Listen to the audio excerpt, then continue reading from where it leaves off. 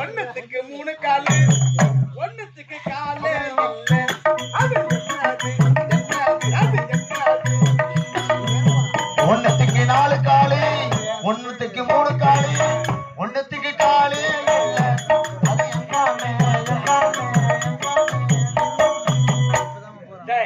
நல்லா சாப்பிட்டேன் மீன் முட்டை கறி எல்லாம் சாப்பிட்டல சாப்பாடுல சொன்னப்ப என்ன